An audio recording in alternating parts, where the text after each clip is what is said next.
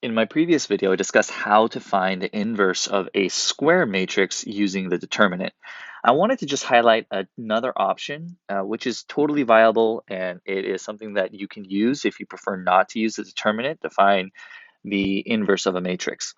So let's start with the same matrices that we discussed in our previous lesson. And so if we're looking at finding the inverse of this 2 by 2 matrix here, let's start with this one right here.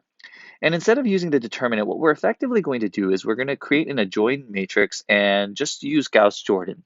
And this is a method that's great for students who don't want to learn anything new or don't want to create a new process for this for themselves and just kind of rely on what they already know how to do, which is how to use row operations and get a system into RREF. So what I'm going to do is I'm going to just create this matrix here. I'm going to say, all right, so let's go and write this as 2, -1, -3, +1.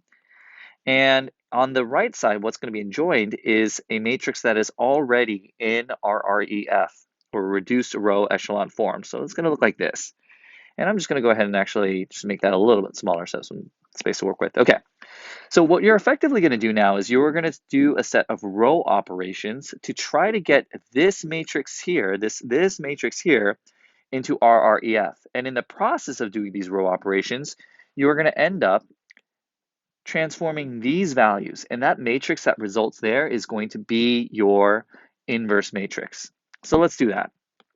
So I'm going to leave that first row alone just for the time being, just because I don't think I need to do anything to it just yet, but I am going to go ahead and adjust this second row or transform that. And so I'm going to say 3 times row 1 plus 2 times row 2. I'm just doing our basic row operations. And I'm just going to write the scratch work off to the side just so I don't make any mistakes. And I might, but it's okay because I'm human. All right, so if we multiply the first row by 3, that gives me 6, -3, and then the values on the other side will become, what is that going to be? That's going to be 3 and then 0. If I multiply my second row by 2, that gives me -6, +2, and then 0 and +2. Now, when I add these up, right, this is just scratch work, so I'm not really too concerned about the notation. My result, and I'm just going to write the result here, should be 0, -1, 3, and 2. You'll notice that these values here on this side of the matrix changed. So we're getting closer to writing this as an inverse matrix. Now, I should note that I have a -1 here, so I'm going to actually multiply this entire matrix here by negative, or the entire row, I should say, by -1. So that's going to multiply the -1, and that's going to change this to +1, and changes these values to -3 and -2. All right, I'm going to erase my scratch work here because I'm now ready to continue on. So I'm going to go ahead and move over here and just draw that arrow to indicate what's going on. So I'm going to copy down my final row. That's good. I don't think I need to do anything to that. And now in my first row, well, I can just go ahead and add row 1 and row 2. So row 1 plus row 2. And that should give me 2, 0. This should give me -2 and then -2. And since I have a 2 in each term, I can go ahead and divide everything by 2. Let me just change that arrow a little bit just to give me a little bit more space to work with. So dividing everything by 2, I write that as my row operation is multiplying by 1/2. And again, the result of my row operation is what should follow. So I'm going to go ahead and change all of these now to ones because I'm dividing everything by 1. So you'll notice that I went ahead and did Gauss-Jordan to my system. And what results here, that is my inverse matrix. So I can say A inverse is the following matrix.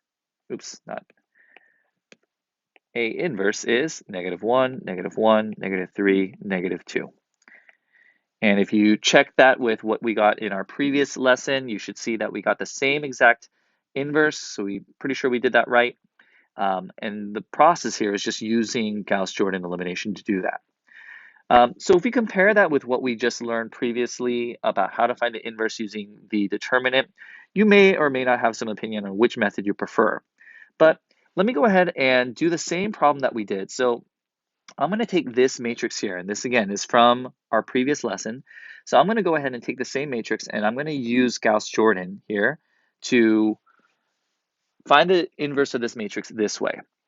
Okay, so first thing I'm going to do is I'm going to write this as in matrix form. So I'm going to write this as 2, -1, 4, 0, 1, 3, It's and so on. And then do my augmented adjoint part right here. So 1, 0, 0. Okay. So now that I have my matrix, I'm going to begin my row operations. All right. So the first thing I'm going to do, and let me just follow this underneath, I'm going to leave my row 1 alone. I don't think I need to do anything to that just yet. And my row 2 is actually pretty good too, because it has 0 in the x column or in the for the x term. So I'm going to leave that alone. So the only thing I want to start doing is changing that row 3. So we're going to say 3 times row 1 minus 2 times row 3. Okay, and you can do the scratch work on the side, but I think I can do this mentally. That should give me 0 if I did that right.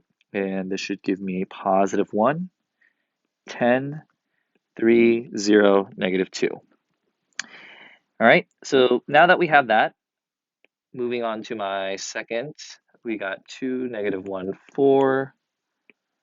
Again, my first 2 rows look good so far. All I'm trying to do is get into REF to start. But now I'm going to go ahead and eliminate that 1, so I can say, might be easier to actually subtract row 2 from row 3. So we're going to say negative row 2 plus positive row 3, and that should give me 7, and that should be 3, and negative 1, and then negative 2. And to get that row 3 with a leading coefficient of 1, I'm going to divide everything by 7 now. So there's negative 1, 7. Oh, sorry. So um, that should give me 3 plus negative row 3. Oh, I'm sorry. Initially, this should have given me negative 1. So to get everything with a leading coefficient with 1, so I'm now going to divide everything by negative 7. There we go. All right.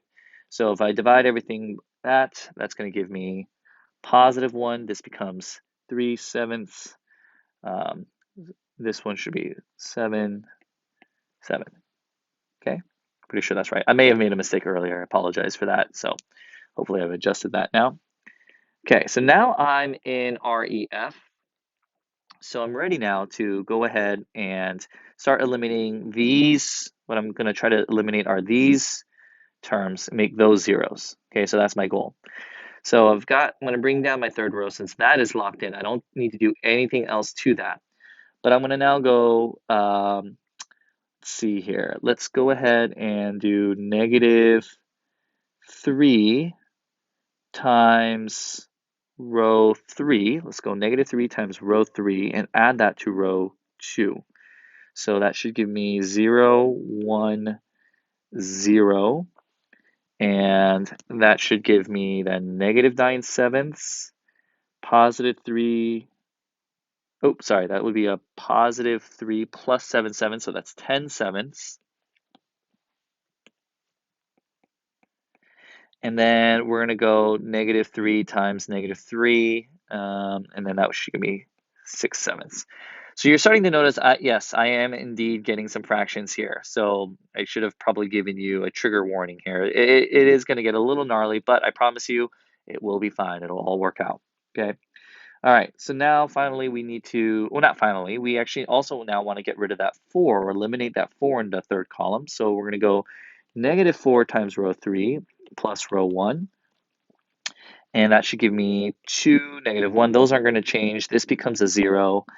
And now let's see, that's going to give me negative 12 plus 7. So that's negative 5/7, 4/7, and 8/7. Pretty sure that's right. Okay, hopefully that's right. All right, we're pretty close. Okay, all that we need to do now is to eliminate this term and make that 2 here become a 1. So we'll take care of that in a second. So let's copy down everything from rows 2 and 3. Those aren't going to change. Those are locked in. So 10/7, 6/7, 3/7. All right. So now I can easily eliminate that negative 1 by just adding row 1 and row 2. So let's go row 1 plus row 2. So when I do that, that gives me 2, 0, 0, and that's negative 14 over 7. So that's just going to be negative 2. 4/7 plus 10/7 gives me 14 over 7, which is positive 2. And again, another 14 over 7, which is positive 2. So Again, I notice I've got a 2 in each term, so I'm going to go ahead and divide everything by 2, which I'm going to write as multiplying by 1/2. And similarly, I'm just going to change all of these down to ones. So I now have my left side in reduced row echelon form. What I have here on my right side, this here is going to represent my inverse matrix. So I will just write my inverse matrix is the following: -1, 1, 1. Apologize for my handwriting. And there we go. There's my inverse matrix. And again, that should be the same thing that we got from the previous problem, but now we are just using Gauss-Jordan to find our inverse matrix.